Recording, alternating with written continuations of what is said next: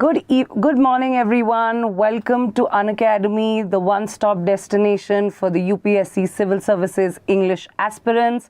Welcome back to the Daily Hindu Analysis. We will be taking up some important articles to discuss today. These are the topics. The three articles that are mentioned here will be taken up in a lot more detail because there could be a question that's framed for your mains-related perspective, and the three other articles will be done with a prelims related perspective. Now, before we begin, there is an important announcement. These are the new batches that we are launching on the platform. Whether you are a bilingual student or an English medium student or a Hindi medium students, all new batches are going live. Make sure that you know the dates of the coming batches: 26th June, 25th June and 24th June. For you to avail the offer for these batches, we have an offer which is at 24,999, a 15-month subscription, a 12-month subscription along with a 3-month offer, extension offer. This is a limited period offer, so make sure that you check out the details using the number given below. It will include, the subscription includes everything ranging from your GS to your CSAT, prelims as well as mains preparation. Make sure that you check it out. Now let's get into today's analysis. Let's take up the first article, which is the high cost of a global economic decoupling. What is decoupling? Let's understand that. This is from page number 8 of the Hindu, the Delhi edition. All right. So the high cost of global economic decoupling. What does this mean? What is the writer trying to tell us here? There was a time where in the 90s we were proceeding towards a globalized world, a liberalized trading sector, where different economies were opening up themselves in terms of easier regulations when it comes to trade, reducing their trade barriers, increasing the limits of investments that could come in, and that was the mood of the 90s. Now it's changing because of a lot of geopolitical tensions where countries are basically assuming independence in the economic domain. They do not want to be dependent when it comes to a globalized world. They want to be self-sufficient when it comes to manufacturing, self-sufficient when it comes to the supply of raw materials, and obviously also maintain their supply chain initiatives. Yes, so in that context, let's analyze what was the previous time and what is the change that we are witnessing today. Okay, so during the 1990s, which is the LPG times, liberalization, privatization and globalization, there was a lot of emphasis even by the World Trade Organization that the economy needs to open up. All economies will benefit if globalization is the need of the hour. Okay, so the idea was to reduce trade barriers. The idea was to reduce tariffs per se, all obstructions when it comes to trade, so that different economies can benefit. They could basically take supplies from any part of the world. So what was the main agenda at that time was economic efficiency. It could be any part of the world, as long as the raw material supply is cheaper, the economies would procure. As well, as long as the one intermediate product is cheaper, they will procure. Now the times are different. Now economic decisions are a lot to do with geopolitical decisions, a lot to do with strategic autonomy that countries are trying to achieve. So in this context, there's also a term that we hear often, which is economic nationalism, that you want to make in the country everything that is possible and reduce the amount of dependence that you have on a different country or outside of your country. That is exactly what is economic decoupling. So economic decoupling is the effort by different countries to reduce their dependence, their economic dependence per se, on any other country or outside their own countries. So whenever you see two countries who are trying to reduce the amount of trade that they are trying to increase the amount of trade restrictions they put. They are increasing the tariff. They are making it difficult for investments to come in from that particular country. We understand that this is economic decoupling. The classic example, and that is the context given in the article, is about the problems, the tensions that are between the USA and China when it comes to economic openness or market access. Okay, so two economies reducing their level of mutual dependency. For instance, the context was that USA has increased a lot of tariff for any kind of medical devices, medical instruments that are coming in from China.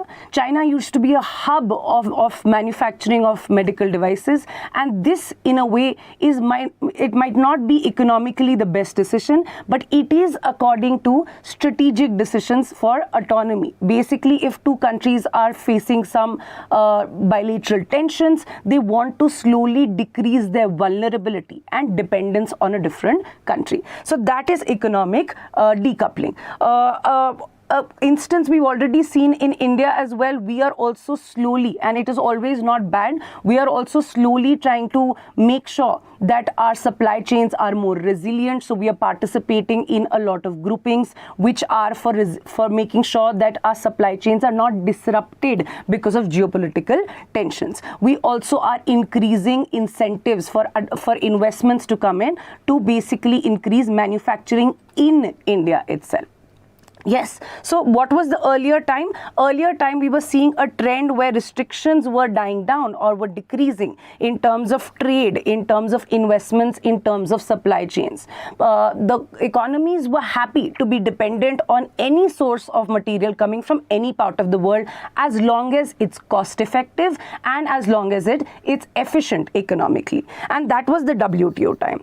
Now we see that there is the effectiveness also of WTO to ensure free trade or openness or globalized economy is reducing. You would have heard of the dispute settlement body and the appellate body, which do not have members. So who adjudicates, who decides if a complaint is taken to the WTO panel and has to be appealed. So that is why the effectiveness of the world order or the global order when it comes to free trade is reducing, and countries are getting more specific about their ties. So that is why you would also hear about a lot of FTAs in multiple groupings. For instance, India had also signed an FTA with the EFTA grouping. Okay, so in that context, this is the new trend that the writer is talking about, that we are observing in today's time.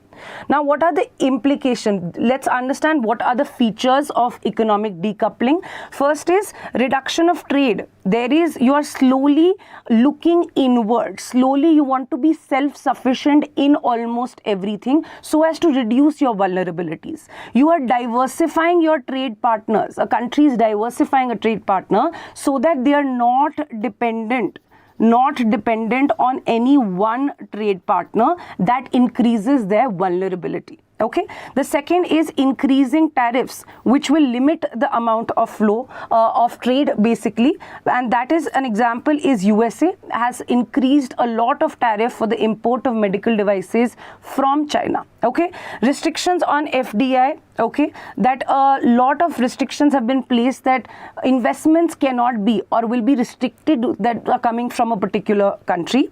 Restriction on technology transfer. You would have heard of a lot of groupings which want to keep technologies within themselves, where there are particular provisions in order to stop the transfer of technology, that it should not be given to a non-member so as to not increase the proliferation of maybe defense technologies, etc. So there are restrictions on technology transfers and therefore groups on the basis of that. Supply chain diversification. You would have heard about the supply chain resilience initiative, also something like the mineral security partnership that is led by the USA. What is the idea? The the idea is to reduce the dependence on China for raw materials such as critical minerals, for instance, lithium, for instance, rare earth minerals, which are very important in the emerging technology. So the idea is to source them from different countries and not completely depend on one country. That is economic decoupling. You're not just looking outward to one particular nation, but you are developing or increasing your self-sufficiency particularly. Okay, so this is why we understand this, because a lot of economic decisions are driven by geopolitical connections, geopolitical tensions, updates. Like we had seen a lot of disruption in terms of oil supplies when it came to the Ukraine-Russia war, and a lot of countries were affected economically. So the idea is to make yourself less vulnerable by reducing your dependence on outward supply. Okay, so that is the idea of economic decoupling. Let's understand what are the implications that the writer is talking about in terms of the global economy and then in terms of India. Okay, so the effects are that it leads to fragmentation of global economy. What do you mean by fragmentation?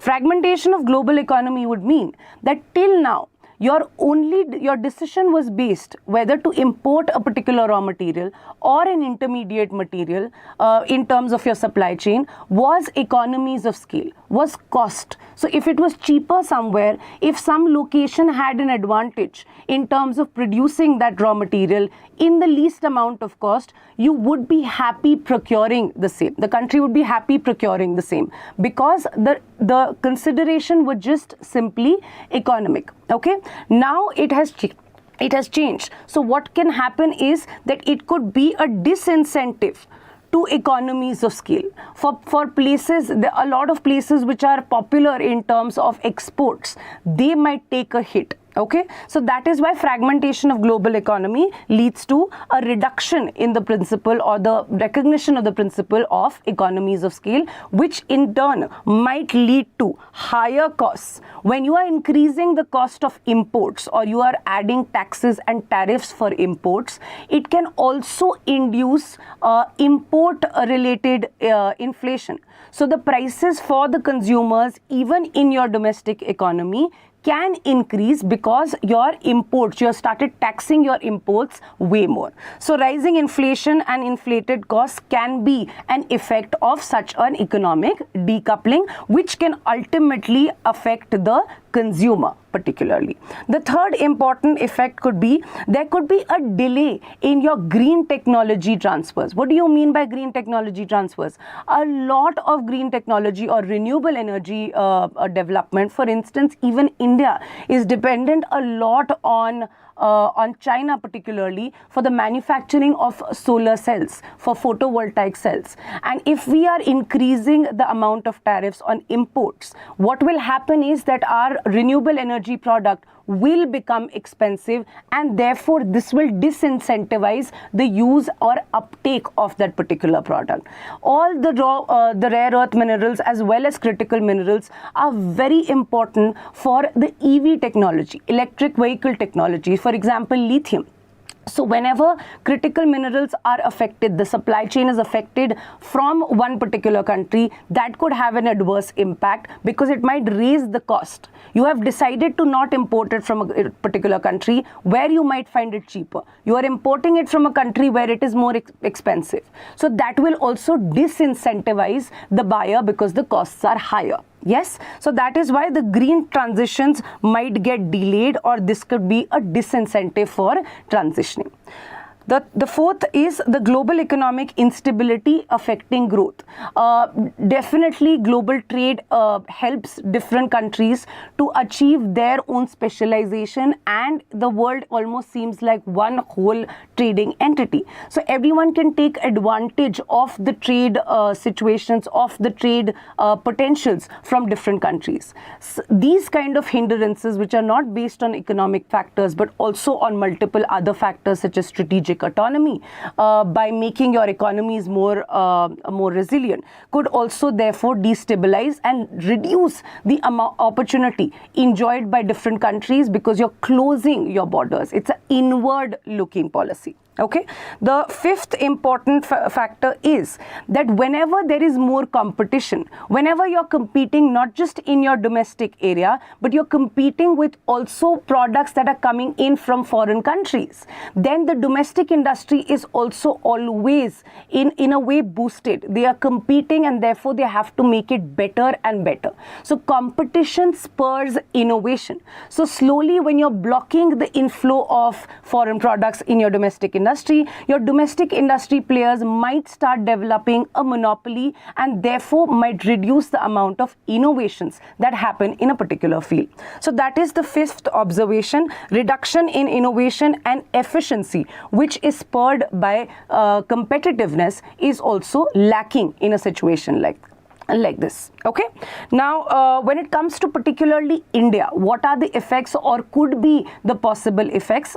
The possible effects or advantages. So now it's not that we only have advantages, we have certain disadvantages as well, but let's see the advantages first. So for India, it could be now that slowly USA is being a little particular about increasing the amount of restrictions for products coming from China, or when it comes to the rules of origin for a product even originating in China or any part originating in China.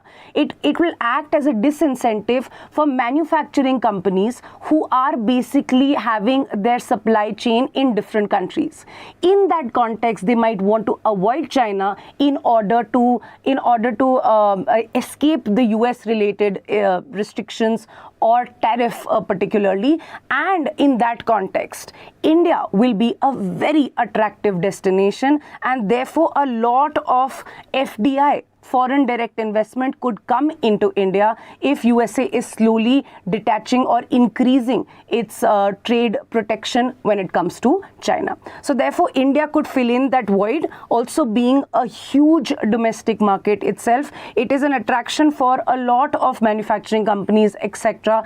to have their bases in India or to tap into the domestic market, India being the most populous country now, even before China. Okay, more assistance. We can now basically, since there are groupings, for instance, the example is Mineral Security Partnership, which is led by USA. We are also a part of it. India is a part of it. We could be provided with assistance in terms of procuring the critical minerals that we also want for our economic development, and thereby reducing our dependence on China particularly. Okay, so that is also an advantage that we would probably get in this situation. So more assistance and support from US, for instance, in these groupings.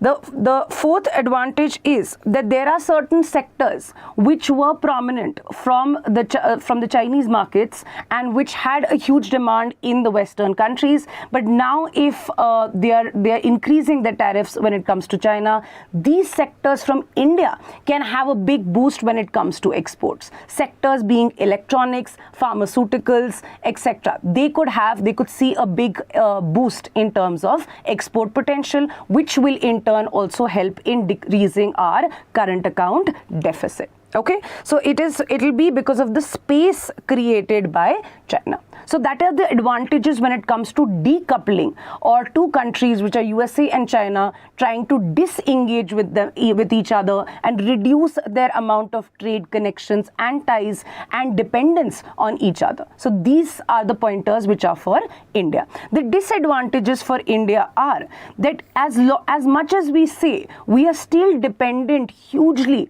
on China for a lot of imports. For instance, even though our pharmaceutical sector is flourishing, but a very important ingredient, in fact the raw material of the pharmaceutical sector, that is active pharmaceutical ingredients, API, they are sourced, majority of them are sourced from China. For our renewable energy transitions also, a lot of photovoltaic cells are sourced from China. China also happens to be a very big trading partner. So it does not mean that we can instantly reduce the amount of trade or we will not be impacted. Okay, so that is the dependence. The high dependence makes us also vulnerable if China, the economy of China faces a huge impact because of such economic decoupling. The second is difficulties in supply chain and disruption. As we've already understood, because this happens or this is followed by the problem of dependence on China, that we'll not be able to procure our raw materials that easily, or if they are made more expensive, it will lead to us also increasing our cost for manufacturing. Okay, the third problem is that even though space is created, but do not forget that there are a lot of Southeast Asian countries also which are competing with India when it comes to exports. A lot of them also enjoy the status of developing countries and therefore get a lot of access when it comes to the developed countries. For instance, we compete a lot with Bangladesh when it comes to textiles. So those are also areas in which India does not have a clear-cut advantage, and we still have a long way to develop our manufacturing sector. In fact, our services sector contributes more. Our manufacturing sector, as compared to that, is still a little underdeveloped. So that is the idea, and that is why we have a lot of programs such as production-linked incentive schemes, Make in India program, in order to increase the investment as well as manufacturing. Okay, the fourth is, how do we align? We are generally, India has always generally propagated the principles of non-aligned movement, or being non-aligned to any particular given power. So how does India maintain that delicate balance so as to not offend any power, so as to not look like we are allies or we are particularly bent towards a particular grouping, as well as manage to source all our economic needs? So that is the balance when it comes to foreign policy. Any economic decision, in fact, economy directs the foreign policy a lot in today's time. So any economic decision, being a part of any grouping, can also have implication when it comes to the international domain. So in order to balance the foreign policy, that could be a challenge when it comes to the economic decoupling. Similar kind of question has already been asked in the PYQ mains. For instance, the question was between how does India balance its interest between the tussle between USA and Russia? So that was a question, and a similar kind of question can also be asked in the context of India and in the context of USA and China, and this new trend of economic decoupling, which is a departure from your globalized times. Clear? So this is the discussion for today's topic. This topic, which was the high cost of global economic decoupling, intensifying political rivalry and a fragmentation of global economy are threatening the liberalized order. Liberalized order means an order which is open, which is forward looking, which is opening up its market, it's not inward looking, and so on. We've discussed this in a lot of detail. Now let's just look at a practice question.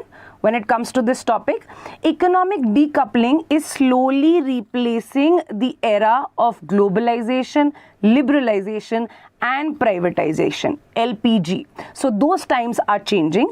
This changing trend is both a boon and a bane for India. Discuss. So that is the question. Now, in these kind of questions, please make sure that you are addressing the first statement as well. The first statement is not just to give you context. It is to give you context, but you will have to expand. You will have to elaborate on what economic decoupling is. What do you understand from economic decoupling? Okay. And a lot of these questions, for instance, the introduction to these questions can start with a trend or with a contrast that the 1990s was an era of LPG where most economies were opening up, where trade was being liberalized. And now in contrast, we see an era where it is an era of achieving economic independence, economic self-sufficiency, as well as economic decisions driven by geopolitical tensions. If you do not want to use this introduction, I've also given a context, a recent introduction, and this will be really handy in your mains related answers. If you start the introduction with a current occurrence, it becomes much better. So here you can talk about USA and China. USA significantly increasing tariff when it comes to products from China, being a classic example of decoupling, reducing its dependence on China. So you could start by explaining the term decoupling, you could start by giving a contrast between the two situations, or you can start by giving the current context of USA and China. Then you would go about by talking about a little bit of features of what is decoupling. As I had discussed the features that when it comes to trade, when it comes to tariffs, when it comes to supply chain resilience, when it comes to groupings. You could also talk about FTAs, the new time of FTAs. People or countries have their own groupings in which they are liberalizing the sectors. They are reducing trade barriers only for a few products and only for a few countries. So you could talk about those FTAs as well. After you are done with features, then you could say that what will be the context or impact on India. Make a table. One will be advantages. So advantages will be a boon, what is the opportunity for us, and bane will be the disadvantages, or which could be a troublesome situation for India. So make a comparison between bane, disadvantages and boon. And at the end, you can talk about, the conclusion could be that even though economic independence or strategic autonomy are extremely important for any nation, but also a globalized world order definitely does benefit a lot of countries in terms of freedom of trade, in terms of economies of scales, in terms of efficiencies, etc. Okay, so this is how you discuss this particular question. Now let's move to our second topic. Second topic is, does H5N1, which is avian influenza, it's bird flu, pose a threat for humans? Now, is this article only, what we are discussing today is not H5N1, but it is an important concept which they have written in the article, which is how is Kerala, which is currently facing the outbreak of H5N1, dealing with that particular outbreak with a new strategy when it comes to health, that is the One Health approach. So that is the agenda for this article, not too much about H5N1. That will never generally be a question, but One Health approach can be a full-fledged mains question. Let's discuss this. So let's understand the context. The context is simply the outbreak of an influenza or a flu, which is called the bird flu. It can be transmitted from the birds, from the sick birds to the humans,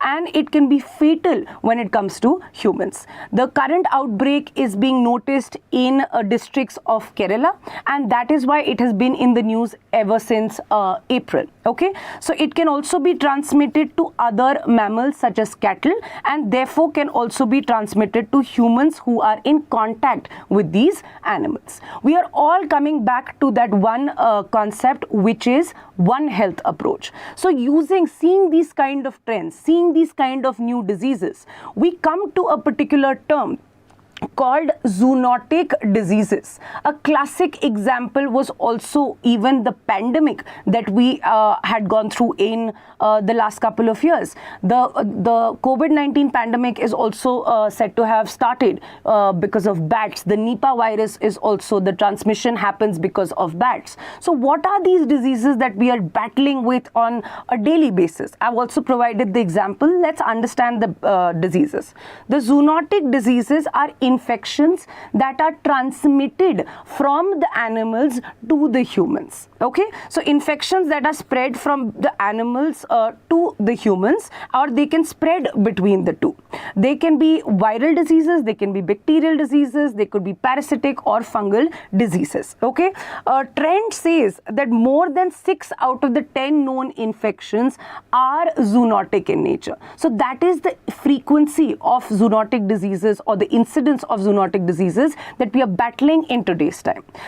Some very popular examples are the Ebola virus or the Ebola disease, which is the transmission medium is the fruit bats. A lot of vector-borne diseases that we battle almost every year. A lot of cases of dengue, malaria, etc. are witnessed. The transmitting medium is your mosquitoes. Okay, the Kaisanur forest disease, popular or unpopular in the state of Karnataka, is spread using monkeys and ticks, the bite of ticks. Avian influenza, of course, being an example. Brucellosis being an example, which is a disease transmitted from cattle to humans as well. So these are rabies, etc. The list is not exhaustive, but these are the diseases. What are we coming to? The frequency of these diseases makes us question that our health-related approach, our health-related governance, is it holistic? Is it comprehensive? And the answer is no. And that is why we understand One Health approach is based on the fact that there is interconnectedness. There is interconnectedness between three factors or three stakeholders: humans, animals, and environment. The health of these three cannot be dealt in isolation. The health of these three are interconnected. It is interdependent. You cannot just look at human health without looking at animal health. You cannot just focus on human health as long as you are not making sure that the person's environment is healthy as well. So the One Health approach is embedded, the principle is embedded on the interaction or the interconnectedness of the three factors, that is humans, animals, and environment. The agenda of One Health concept is that you need to see the context of the three stakeholders together, because they all are interconnected, they are not isolated, and therefore develop a comprehensive, holistic approach taken in the factor of the three. Clear? I'll give you some examples that you can probably write in your mains answers as well. For instance, when you talk about human and environmental indication or interdependence, air pollution, we are battling air pollution in most of the Indian metros.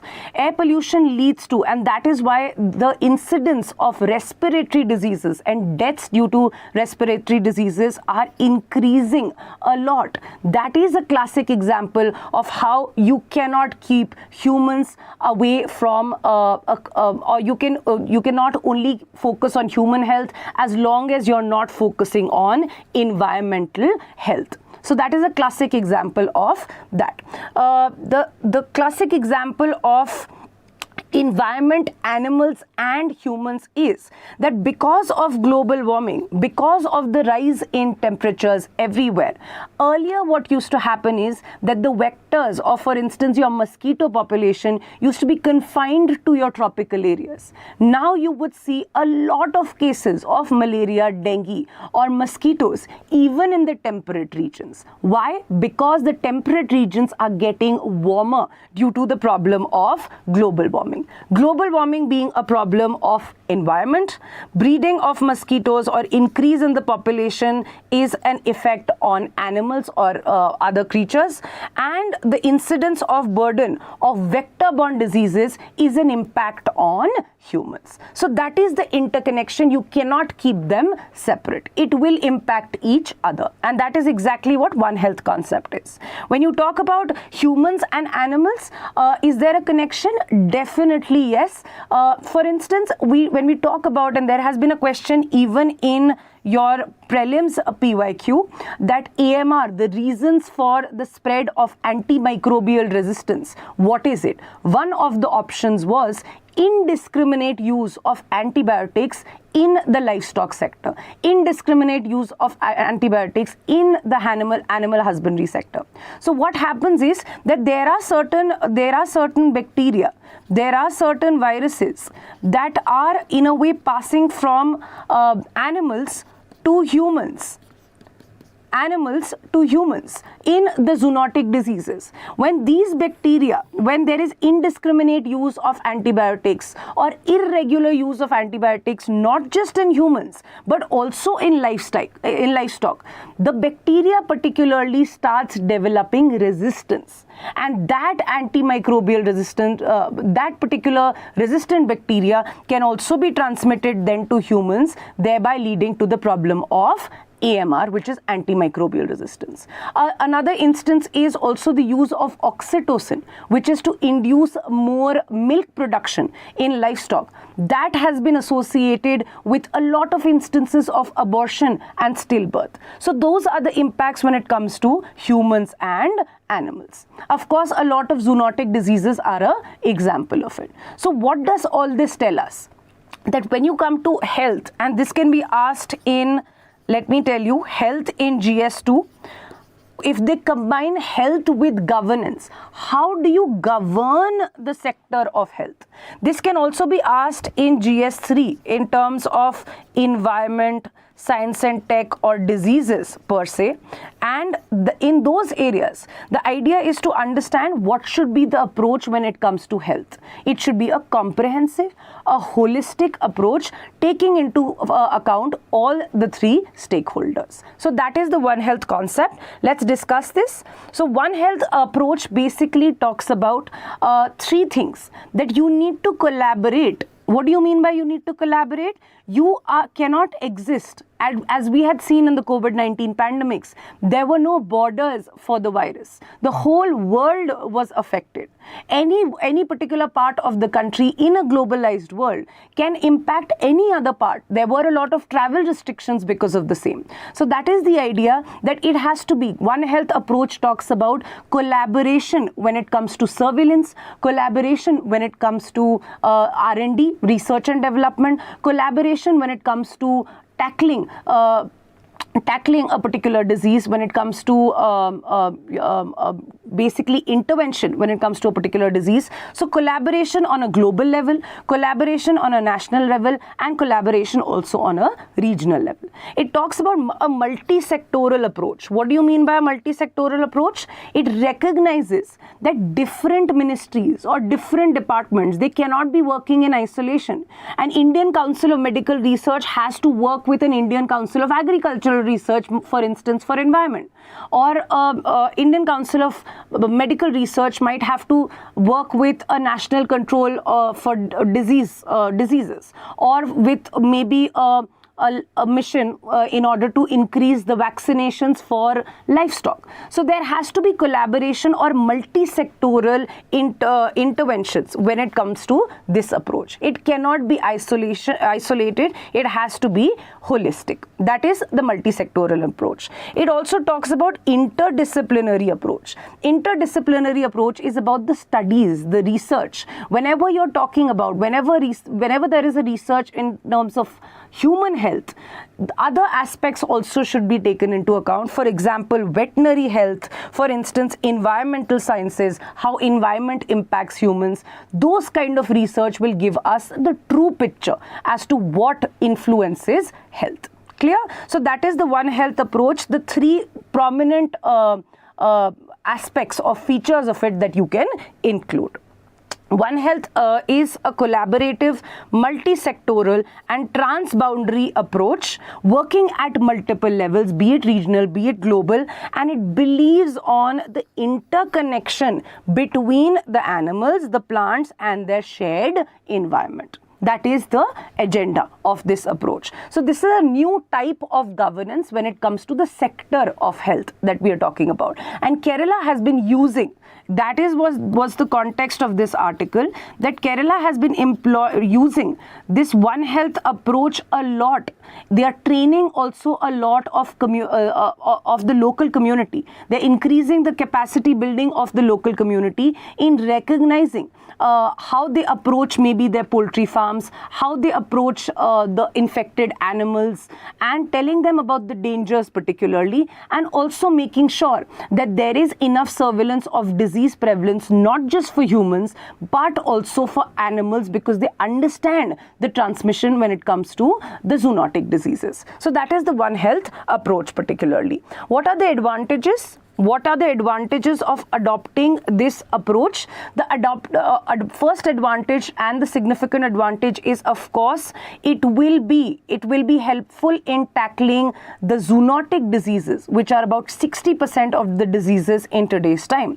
It will also help in tackling the issue of antimicrobial resistance, because that is dependent a lot on the mutation of the bacteria or the virus, and that will also is related to animal related health or animal related antibiotics. So the idea is, for instance, you would have heard about the campaign which basically prevents the indiscriminate use of antibiotics. You need to have a prescription in order to use it. You need to follow a particular course. So that kind of a regulation, even for antibiotics, should be implemented in the livestock sector. The third aspect is it will ensure food safety, food quality safety. How? When you talk about the environmental health, slowly environmental health, when this becomes the focus, you will try to reduce the amount of pesticides that are using. You will try to increase organic farming or maybe integrated pest management. A lot of incidents of pesticide use is leading to a lot of agrochemical products, which are therefore entering our food chains, our trophic levels, and leading to a lot of diseases. So agricultural chemical related residue on agricultural products, which basically becomes a part of a food chain, can be tackled using the One Health approach if environment also becomes the focus. It will also ensure sustainable agricultural practices such as lesser use of pesticides, fertilizers, etc., and making sure even soil health is preserved. Okay, environmental health. The focus will be on environmental health again. Okay, so that in order to reduce, this is a kind of a preventive mechanism. You are not just focusing on curative healthcare, which is that a person after he's contracted a disease, you are providing treatment. This is also preventive healthcare. That when you focus on environmental healthcare, for instance, if you have the clean air program, therefore you are making sure that the air quality of the cities is much better. If you're reducing reducing the incidence of crop burning, you're making the air quality better, in turn impacting or reducing the incidence of respiratory diseases. So environmental health will also be focused on. It will lead to less habitat. If you basically lead to, if you ensure that less habitat is destructed, okay, for instance, it will lead to less spilling over when it comes to diseases per se. For instance, animals can, a lot of animals will not come in contact with human settlements.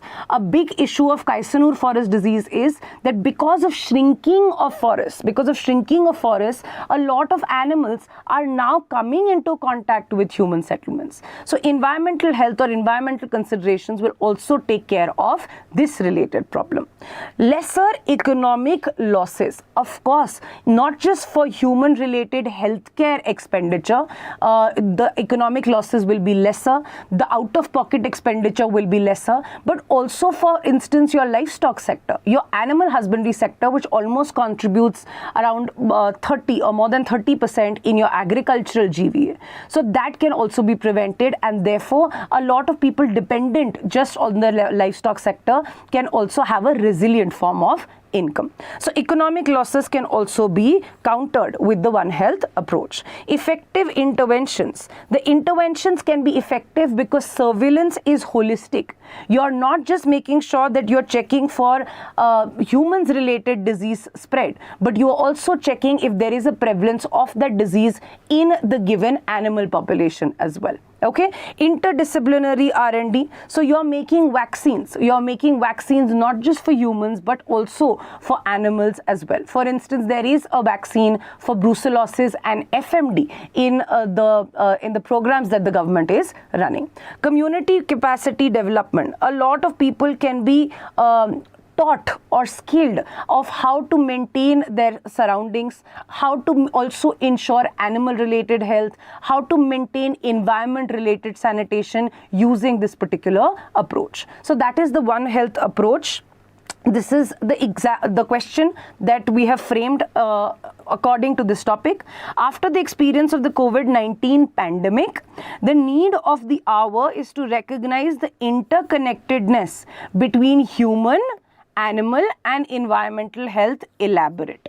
So that is the question. So in this question, what you have to do is you have to recognize that it is asking the World Health approach. Sometimes these kind of questions are framed in mains papers where they might not give you exactly the concept. They need you to identify the concept. So here you would talk about maybe instances. For example, your introduction can be the prevalence of zoonotic diseases. 6 out of 10 zoonotic diseases.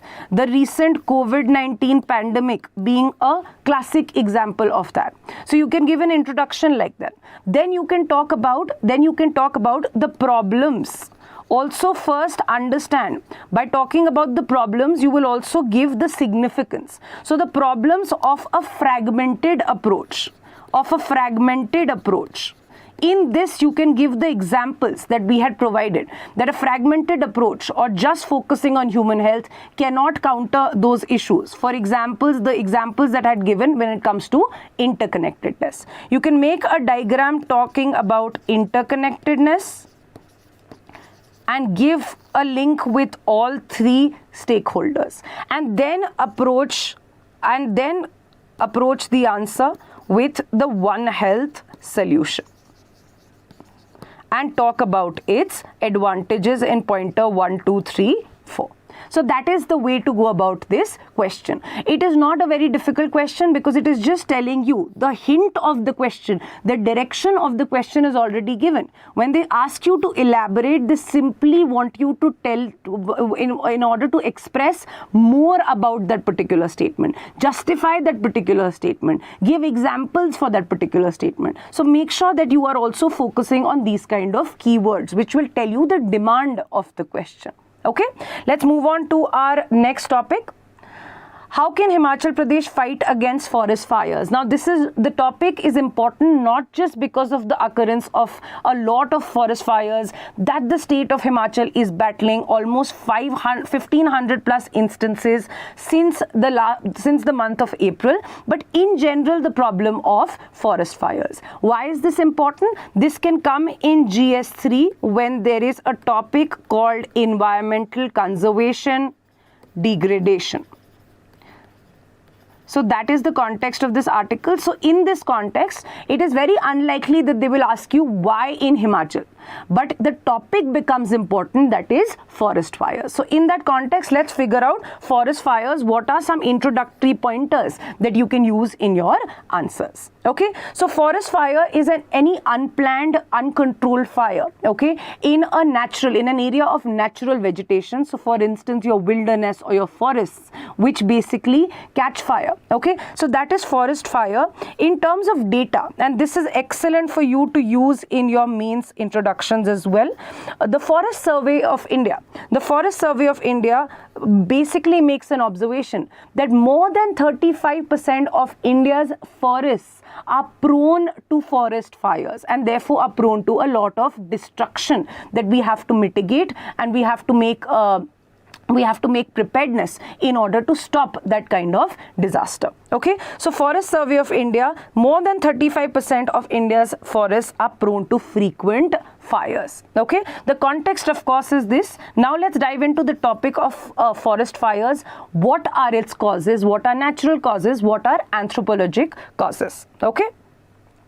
So natural causes are, of course, any form of lightning or thunder can lead to, so when you're talking about, and this could also be a PYQ, this could also be a prelims MCQ, that what are some of the possible causes per se, but natural causes are any lightning. If the lightning strikes in any part of the forest, it can lead to, the spark can lead to the burning of a huge stretch of the forest. The second also is, the cause can also be a volcanic eruption, the flow of lava or the flow of magma or the ash. So it leads to, it's really hot, and that is why basically it could lead to the very dry leaves can catch fire in contact with lava particularly. So volcanic eruptions are also a cause of forest fires. Prolonged dry spells. If it's not rained for very long, there is a lack of precipitation, the forest is really dry.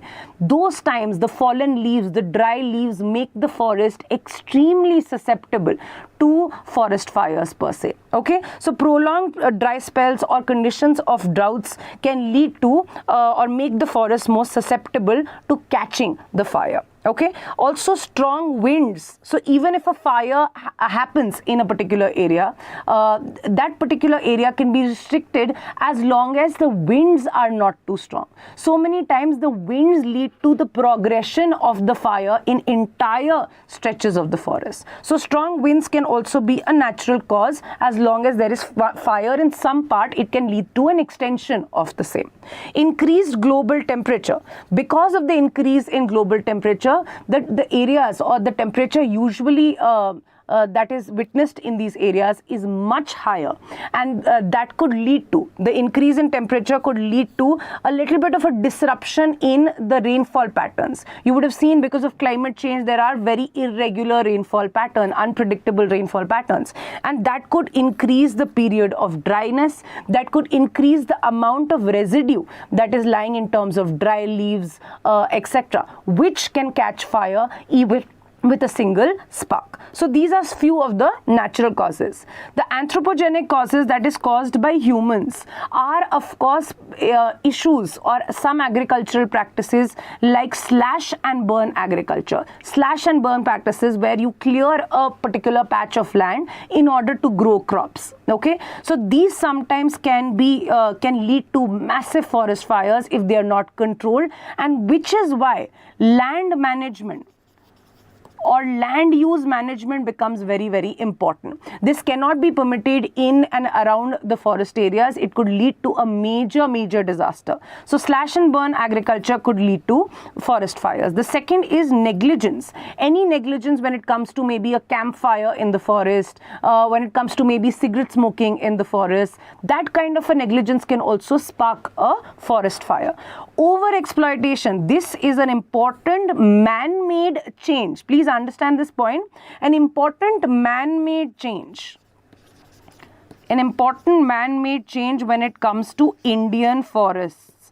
As you would have known that in the times of Britishers, especially after Lord Dalhousie, there was a lot of focus on railway construction, and a lot of timber was used as well for the same. So a lot of timber was used, a lot of timber was used for the same, and that is why they wanted a lot of production of chir pine. So therefore, whatever oak forest that we had at that time was basically exploited. The oak forest, which is also generally more resilient to fires. The oak is resilient, it retains more moisture. The type of forest also makes a forest more susceptible or not. So oak retains more moisture, and therefore it is more resistant to catching fire, versus the chir pine, which was introduced, and chir pine are the ones that are dominating a lot of the Himalayan states right now. They are thinner, they are almost, the end is like a needle. It is very easy for a chir pine. They are also drier. They do not contain so much moisture or retain moisture, and therefore they can catch fire very easily as compared to oaks. So that was the difference. The changing in composition of the forest type because of human intervention can also be a cause for forest fires. Clear? So those are the natural and the anthropogenic causes. Quickly we'll do the solutions. The solutions could also be many. For instance, the first solution is land use monitoring, that such kind of slash and burn agriculture, deforestation, degradation of land makes the forest more susceptible to fires. So land use monitoring is important. The second important way to check the forest fires is by burning some stretches of forest. This is done deliberately in massive extensive forests. There are certain stretches which are cleared of vegetation. So deliberate clearing of forest stretches, that is also extremely important, so that whenever a fire is spreading, there could be a stretch where there is no residue that can catch fire, and that acts like a natural fire break. So these are also called fire breaks. So this has to be planned, holistically planned in all the forests, so that even if some portion of the forest has caught fire, it does not extend to further areas. The third is, of course, use of technology.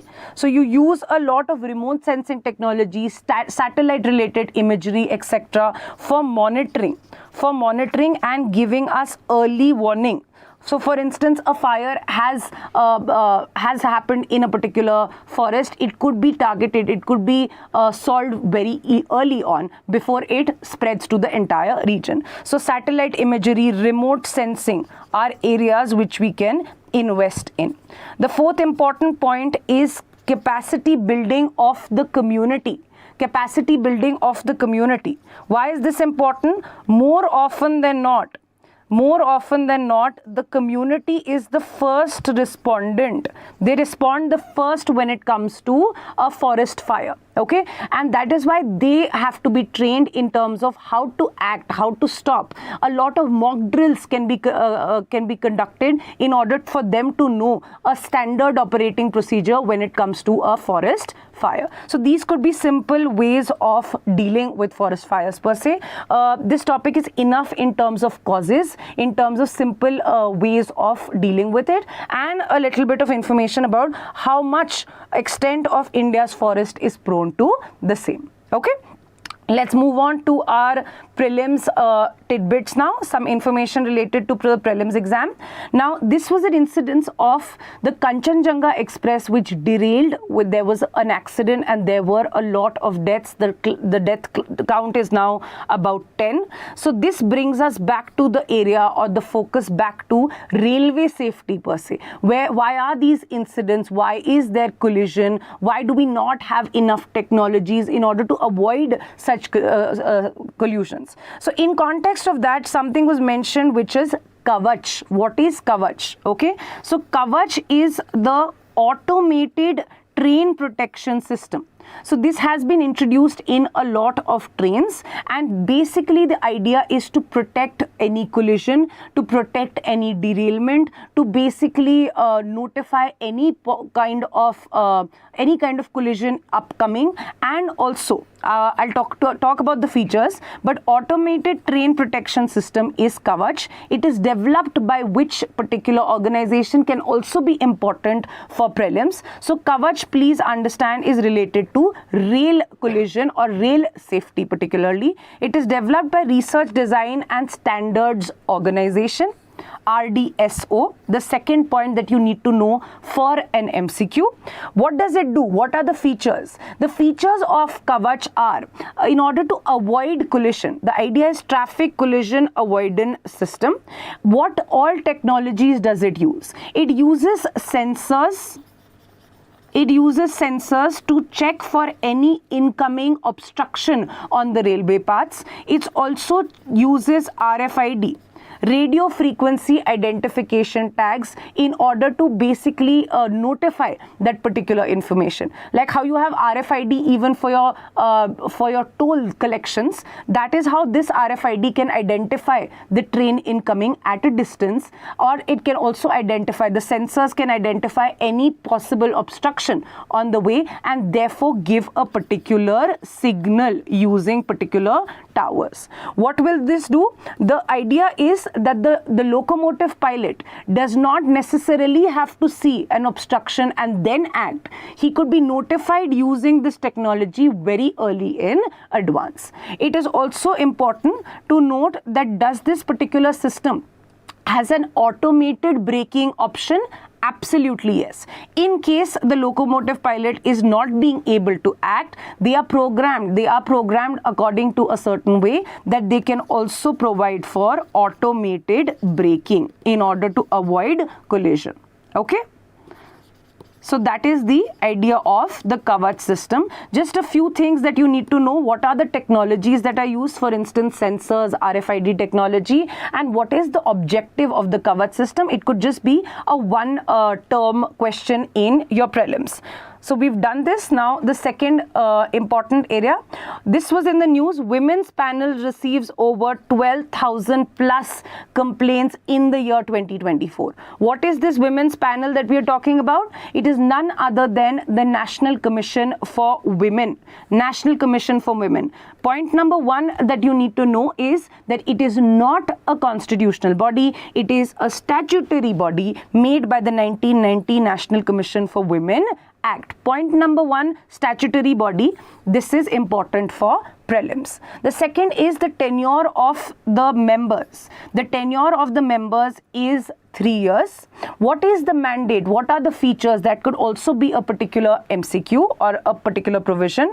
The mandate is to address complaints related to any violation of human rights. If there is any constitutional safeguards provided for women, if there is any law in order to protect the women or for the benefit of women, and that is violated, that's not being implemented, then the complaint can be raised in the National Commission for Women.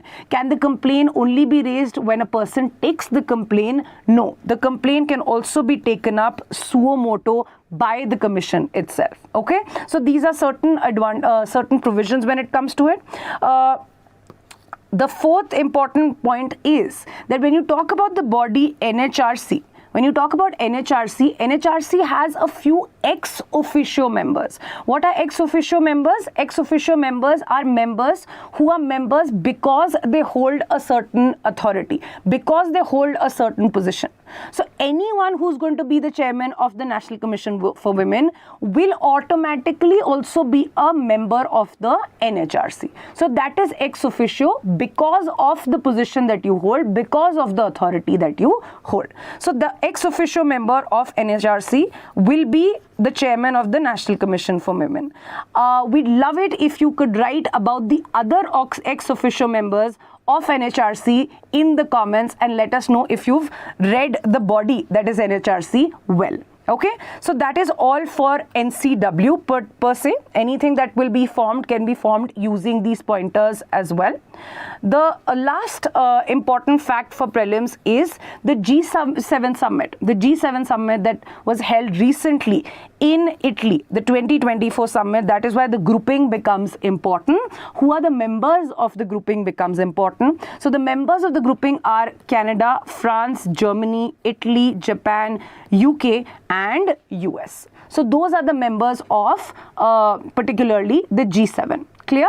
What are the ideas? The ideas are an economically liberalized world, a world where democracy is respected, and these countries are generally considered the most developed nation. It's in fact G7 as a grouping started with just the meeting of the finance minister of these developed countries. Earlier, please also note, it was also G8, but Russia was removed in 2014 and therefore now it is only G7. Please note about that.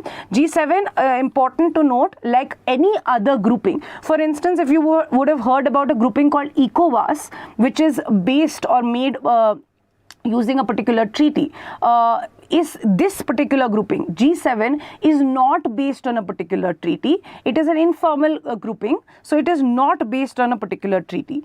Does the grouping have a particular permanent secretariat? The grouping also does not have a permanent secretariat. So no treaty and no permanent secretariat, and therefore the presidency rotates annually between their members. Okay, so the presidency will rotate annually. Okay, and 2024 the summit was held in Italy. So that is the only important aspect of it. The discussion related to what were the developments in G7 we've already covered. Chetan sir had covered in the previous classes, so we'll not dive into this. These are some prelims related tidbits that can be helpful in solving the MCQs. All right. So with this, we've reached an end for today. If you've been liking our initiative, please do not forget to pour your love in the form of comments, in the form of likes, and do not forget to subscribe to the YouTube channel. We'll be coming up with a lot more series for the upcoming mains. So make sure that you've subscribed to the channel. Let us know what you feel about the initiative in the comments. We'll be so happy to take your feedback and your appreciation. Thank you so much for joining us today. We will see you tomorrow. Thank you.